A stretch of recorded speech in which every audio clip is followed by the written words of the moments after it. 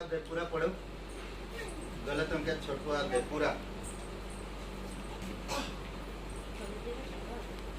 गलतियों आशीष मनुष्य किसी अपराध में पकड़ा भी जाए तो तुम जो आत्मिक में हो नम्रता के साथ ऐसे को संभालो और अपनी भी चौकसी रखो कि तुम भी परीक्षा में ना पड़ो। तुम एक दूसरे का भार उठाओ और इस प्रकार मसीह की व्यवस्था को पूरा करो, क्योंकि यदि कोई कुछ न होने पर भी अपने आप को कुछ समझता है तो अपने आप को धोखा देता है। पर हर एक अपनी काम को जांच ले और तब दूसरे के विषय में नहीं परंतु अपने ही विषय में उसको घमंड करने का अवसर होगा, क्योंकि हर एक व्यक्ति अपना ही बोझ उठाएगा। जो वचन की शिक्षा पाता है वह सब अच्छी वस्तुओं में सिखाने वाले को भागी करे। धोखा ना खाओ, परमेश्वर तटों में नहीं उड़ाया जाता, क्योंकि मनुष्य जो कुछ बोता है वही काटेगा। क्योंकि जो अपने शरीर के लिए बोता है वह शरीर के द्वारा विनाश की कटनी काटेगा, और जो आत्मा के लिए बोता है वह आत्मा के द्वारा अनंत जीवन की कटनी काटेगा। हम भले काम करने में साहस ना छोड़े, क्योंकि यदि हम ढीले ना हो तो ठीक समय पर कटनी काटेंगे। इसलिए जहाँ तक अवसर मिले हम सबके साथ भलाई करें, विशेष करके विश्वासी भाइयों के साथ। देखो मैंने कैसे बड़े बड़े अक्षरों में तुमको अपने हाथ से लिखा है। जो लोग शारीरिक दिखावा चाहते हैं वे ही तुम्हारा खतना करवाने के लिए दबाव डालते हैं, केवल इसलिए कि वे मसीह के क्रूस के कारण सताए ना जाए। क्योंकि खतना कराने वाले स्वयं तो व्यवस्था पर नहीं चलते, पर तुम्हारी खतना इसलिए कराना चाहते हैं कि तुम्हारी शारीरिक दशा पर घमंड करे। पर ऐसा ना हो कि अन्य किसी बात को घमंड करो, केवल हमारे प्रभु यीशु मसीह के क्रूस को का, जिसके द्वारा संसार मेरे दृष्टि में और मैं संसार के दृष्टि में क्रूस पर चढ़ाया गया हूँ।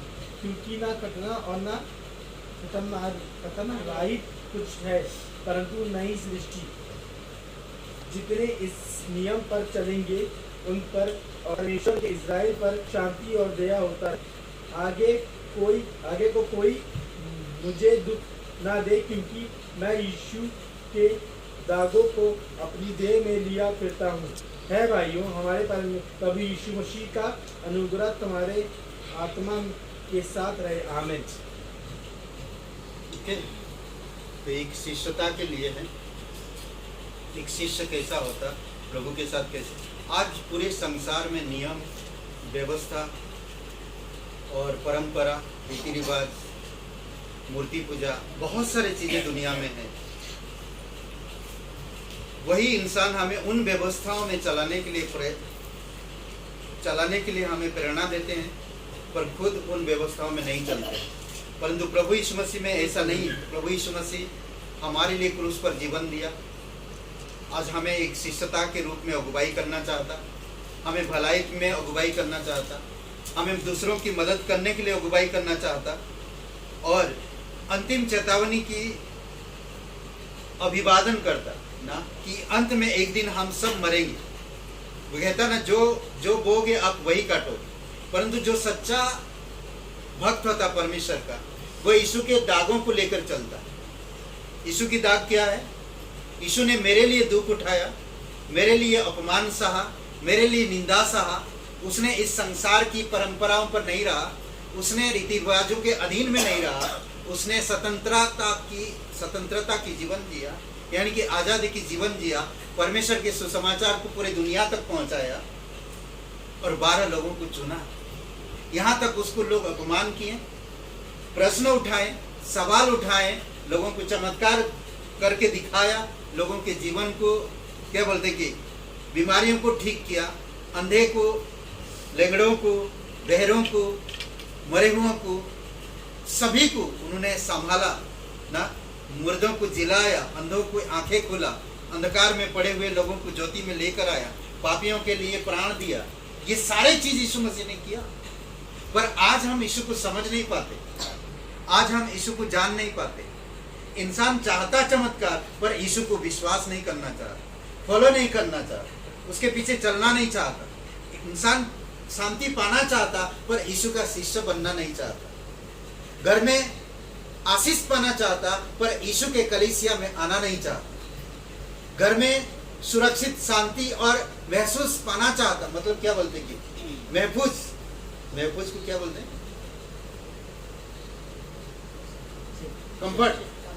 कंफर्ट पाना चाहता ना, विश्राम पाना चाहता। सब चीज में, जीवन से, फाइनेंस से, आर्थिक से, शरीर से, हर चीज से, परिवार से, विवाहित जीवन से, हर चीज से वो विश्राम पाना चाहता, कंफर्ट चाहता, पर यीशु के पीछे चलना नहीं चाहता।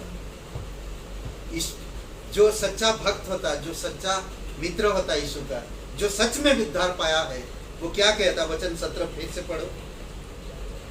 मुझे आगे को दुख ना दे ना, मुझे आगे को दुख ना दे, क्योंकि मैं यीशु के दागों को लिए चलता हूं। मैं यीशु की दाग, देखो ये मेरा दाग है, ये मेरा दाग है। मैं बाइबल लेकर चलता हूं, ये मेरा दाग है। मुझे अपमान करना करो, मुझे निंदा करना करो, मुझे कोई प्रॉब्लम नहीं है, मुझे कोई तकलीफ नहीं, आसानी नहीं है। मैं यीशु को जानता हूं, मैं से जीव का, मैं उसी का भक्त हूं। आज मैं उसी का गुणगान करूंगा। इसीलिए कहता कि मैं क्रूस की दागों को, यीशु के दागों को लिए फिरता हूं। मुझे जितना दुख देना चाहते दो, मुझसे ज्यादा यीशु ने दुख उठाया। उसी की दाग मेरे हृदय में, उसी की दाग मेरे जीवन में। नहीं, 4-5 बातें हैं हम लोग देख सकते हैं जो गलतियों में एक चेले होने के लिए चिन्ह, एक कैसा चेला बन सकता। पहले वचन में कहता है दीनता की आत्मा रखो, दीनता की आत्मा रखो। प्रभु यीशु मसीह दीन होकर काम किया सब जगह, दीनता की आत्मा रखो। अगर आप चेला बनना चाहते, यीशु के पीछे चलना चाहते, यीशु के आशीर्वाद पाना चाहते, यीशु के कंफर्ट पाना चाहते, अपने जीवन में खुशियां पाना चाहते, तो दीनता की आत्मा रखो पहले वचन में।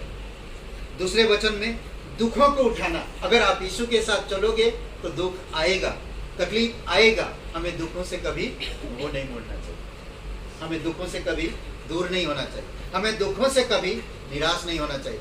दुखों में रहकर प्रभु की महिमा करना ना, दुखों में रहकर, तकलीफ में रहकर उसकी महिमा करना। जब हम यीशु को फॉलो करते, यानी कि जब हम यीशु पर विश्वास करते, हमारे जीवन में दुख होगा।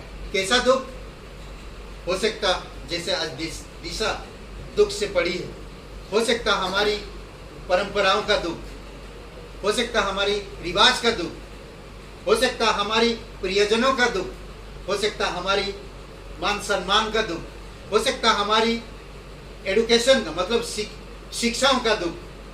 कई बार हमें ये सारे चीजों के कारण दुख उठाना होगा। लोग बोलेंगे ये देखो अपना माँ बाप को छोड़ के प्रभु के पीछे चलने लगा, यीशु का अनुयायी, ये सब बातें आएगा। ये सबसे बड़ा दुख होता है, बीमारियों से भी ज्यादा, और ये सारे लोग नहीं सहना चाहते। यहाँ पर वचन क्या कहता? वचन 13 पढ़ो एक बार। क्योंकि खतना करने वाले स्वयं तो व्यवस्था पर नहीं चलते, पर तुम्हारा खतना इसलिए कराना चाहते हैं कि तुम्हारी शारीरिक दशा पर घमंड करें। ओके, शारीरिक दशा पर। खतना का मतलब हम रीति रिवाज मान सकते हैं, व्यवस्था को, परंपराओं पर चलना चाहते हैं, पर हम क्रूस की दुख, दर्द, अपमान नहीं सह सकते। लोग आज यही सोचते, आज धर्म गुरु लोग वही करते हैं, ये व्यवस्था करो, ये नियम करो, ये पालन करो, ये कार्य करो तो तुम्हारे घर में शांति आएगा। तुम्हारा घर की दरवाजा पश्चिम की तरफ नहीं है, इसी कारण से तुम्हारे घर में तकलीफ है। तुम्हारी दरवाजा खिड़की अलग दिशा में, इसी कारण से प्रॉब्लम है। लोग आज इसी प्रकार से यही बोलते हैं, जो धर्म गुरु लोग, जो खुद नहीं चलते उस मार्ग में, सिर्फ लोगों को चलाते हैं। इसीलिए प्रभु यीशु मसीह सब कुछ पूर्ण किया क्रूस पर, हम उसी की दाग को लेकर चलते हैं आज ना। यीशु मसीह। तीसरी बात, पहला क्या था? दीनता की आत्मा, दुखों को उठाना, ये शिष्यता का चिन्ह है। तीसरी बात, एक शिष्य बनने के लिए आत्मा के लिए बोना, आत्माओं के लिए, अविश्वासी लोगों के लिए तकलीफ में दर्द सहना, उनके जीवन को देखना ना। एक व्यक्ति टीवी न्यूज सुन रहा था और दुनिया में जो तकलीफ हो रहा था, जो लोग मारे जा रहे हैं, लोग पाप में हैं, बलात्कार, छोटे छोटे बच्चों पर दुष्कर्म कर रहे हैं, ये सारे चीज न्यूज में वो सुन रहा था। उसका दिल, बूढ़ा आदमी, बहुत बूढ़ा आदमी, उसका दिल तरस से भर गया। टीवी बंद करके वो कहा, आज से मैं बाहर जाऊंगा और मैं आत्मा को जीतूंगा, आत्माओं के लिए प्रभु का संदेश लेकर जाऊंगा, प्रभु का सुसमाचार लेकर जाऊंगा, ताकि आज ये दुनिया जो जिस तरह से बढ़ रहा, जिस तरह से हो रहा, ताकि मैं उनको बचा सकूं। ये शिष्यता का चिन्ह है। जब दुनिया की तकलीफों को देखता है, वो तरस से भर जाता है, वो दुख से भर जाता है, वो परमेश्वर की आत्मा, परमेश्वर में आत्माओं को जीतने के लिए सुसमाचार को लेकर चलता है ना। जब लोग सुसमाचार नहीं सुनेंगे तो उनकी आत्मा नरक जाएगा, उनकी आत्मा तकलीफ में रहेगा, उनकी आत्मा परेशान में रहेगा। ये वचन 3 में है। 5वां बात, चौथा, सॉरी, ये 8 वचन है, आत्मा के लिए बोलना। 8 वचन, 3 वचन में कार्य को प्रमाणित करना, कार्य को प्रमाणित करना। मैं क्या कार्य कर रहा हूं, परमेश्वर की इच्छा अनुसार आपके कार्य से प्रमाण होगा कि आप एक शिष्य हो। आप जो कर रहे हो, आप जो बोल रहे हो, आप जो चल रहे हो, आप जो चरित्र आपका दिखा रहे हो, उससे मालूम पड़ता कि ये यीशु का शिष्य बन चुका है, एक चिन्ह बनता ना। 6वीं बात, ये वचन 3 में है, 5वीं है। ओके, भले काम लगातार करते रहे। जो शिष्य बनता है या शिष्यता का चिन्ह 9 वचन में, वो हमेशा भले काम में लगा रहे, भलाई ना। आज मुझे अफसोस, हमने वॉइस मैसेज भेजा, लोगों को फोन करके बताया कि आज प्रे टाइम, सब किसी को मालूम है, पर यहाँ पर नहीं उपस्थित है। एक दूसरे की भार कैसे उठाएंगे, एक दूसरे की मदद कैसे करेंगे, एक दूसरे की सहायता कैसे करेंगे। ये गलतियों का 6वां अध्याय में पहले ही हेडिंग में लिखा हुआ, क्या लिखा हुआ? एक दूसरे की सहायता करो, एक दूसरे की सहायता करो। कैसे करेंगे? वचन 9 में 6वां, दूसरों के साथ भलाई करते रहो, भले काम लगातार करते रहो। 9 वचन में 10 वचन, दूसरों के साथ भलाई करते रहो, दूसरों के साथ हमेशा भलाई करो। कभी भी आपके जीवन से दूसरों को तकलीफ ना पहुंचे, आपके जीवन से कभी भी दूसरे चोट ना खाए, आपके जीवन से कभी भी दूसरे ठोकर ना खाए, बल्कि उनके लिए भलाई करो। वचन 10 में, 11 वचन में, सॉरी 14 वचन में लास्ट, क्रूस को महिमा दो। जो शिष्य बनता है क्रूस को महिमा देता है हमेशा, वो अपने लिए नहीं सोचता। और ये 7 कैरेक्टर जिसके पास है, वो सच्चा शिष्य बनने का चिन्ह को दर्शाता है, और वो यीशु मसीह का शिष्य बनकर आगे बढ़ता है। तो इसलिए हमें परमेश्वर के वचन में ध्यान देना चाहिए, परमेश्वर की अनुसरण करना चाहिए और क्रूस को महिमा देना चाहिए।